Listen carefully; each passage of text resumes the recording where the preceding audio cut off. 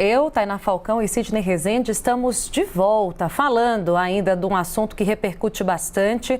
A ministra Rosa Weber do STF deu 10 dias, vocês acompanharam, para que o presidente Bolsonaro explique o indulto concedido ao deputado Daniel Silveira. Nessa decisão, ela diz que o processo tem especial significado para a ordem social e segurança jurídica.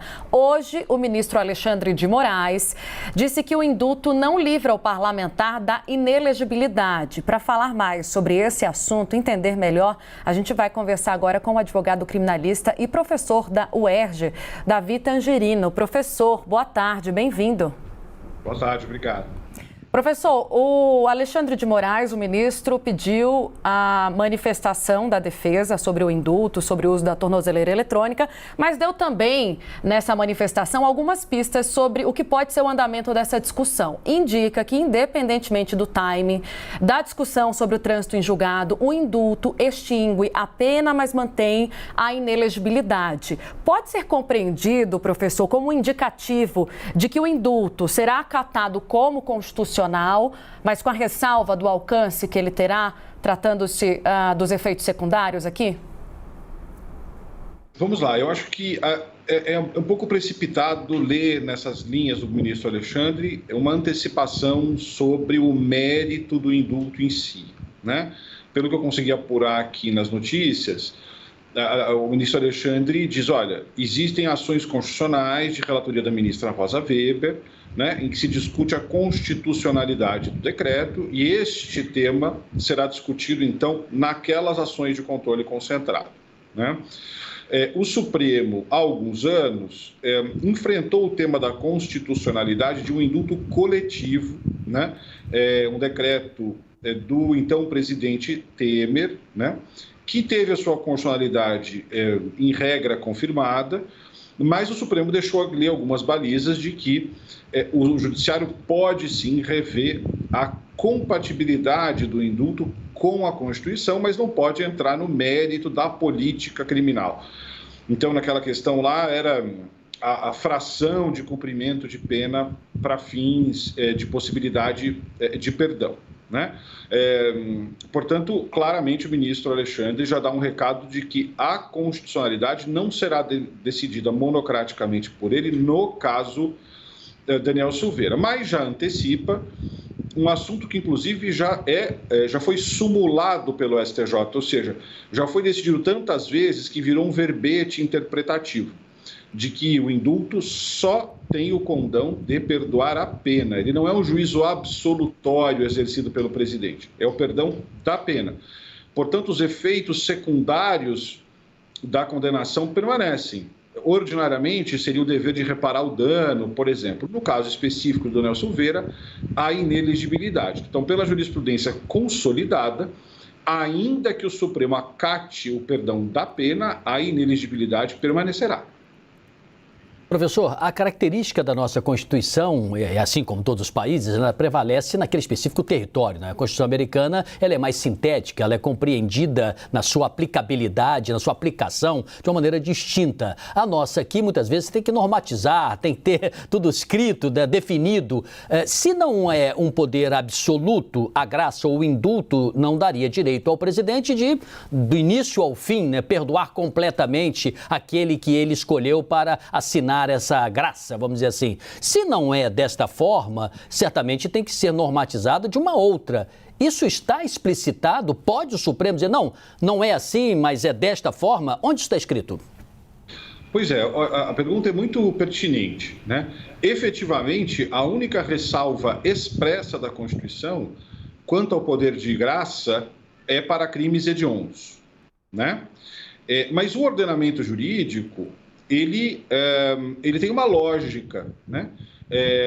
Em que nem tudo precisa estar absolutamente expresso, né? Então, é verdade que existe um poder amplo de indulto na Constituição, que por acaso não é exercido pelo instrumento da graça desde 1945, é importante lembrar disso, mas isso não quer dizer de que, como um ato de poder, ele não encontra limites na própria principiologia da Constituição, né? Efetivamente, não há um óbice expresso à graça concedida a Daniel Silveira, né? Mas imaginemos que o presidente se auto-indultasse. Também não há óbice expresso, né? Ou indultasse o filho dele, né? Portanto, como bem colocou o ministro Aires Brito numa entrevista recente, os poderes da República são sempre limitados. Isso é uma característica da República, uma das características que nos distingue das monarquias absolutistas, né? Então, pelo próprio desenho da Constituição, é o Supremo Tribunal Federal o órgão competente para dizer da compatibilidade de normas, inclusive administrativas, com a Constituição. Tentando ser menos complexo, o Supremo poderá dizer que a concessão de uma graça, um dia após a sua decisão, sem pedido de Daniel Silveira, sem trânsito em julgado, apenas baseado na proteção de um aliado político, não guarda compatibilidade com os requisitos gerais de qualquer exercício do Poder Executivo, segundo a Constituição. Insisto nesse ponto. A Constituição confere ao Supremo e não ao Presidente da República a última palavra sobre o que é constitucional ou não. Agora, professor, tem uma dúvida também sobre um rito, né? Porque sem um indulto, o acórdão do julgamento teria um prazo para ser publicado, que chegaria até 60 dias, depois a defesa apresentaria o recurso. Já que não foi seguido esse rito, qual é o entendimento por hora, ou qual deve ser o entendimento por hora dessa graça concedida pelo presidente Bolsonaro? A jurisprudência, até o momento, tem de maneira prevalente o seguinte entendimento. Não é preciso que a decisão tenha completamente transitado em julgado, mas é preciso que ela já tenha transitado em julgado para a acusação, ou seja, o Ministério Público abriu mão de recorrer, né?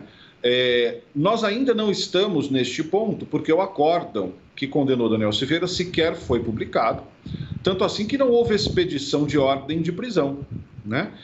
O que é uma demonstração eloquente de que a sentença ainda não está gerando efeitos.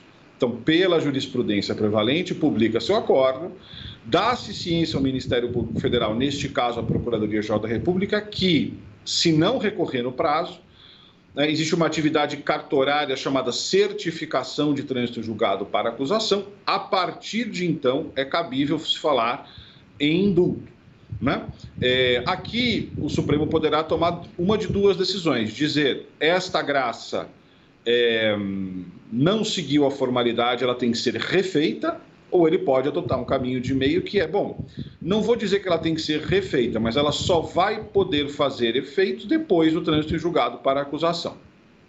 Professor, consequentemente, tornozeleira eletrônica, tomada de decisão anterior, tudo que está pertinente a Daniel Silveira prevalece, porque, pelo que o senhor está dizendo aí, ainda não se começou a vigorar na prática a intenção demonstrada com o indulto ou com a graça proposta e assinada pelo presidente Bolsonaro, não é isso? Perfeito.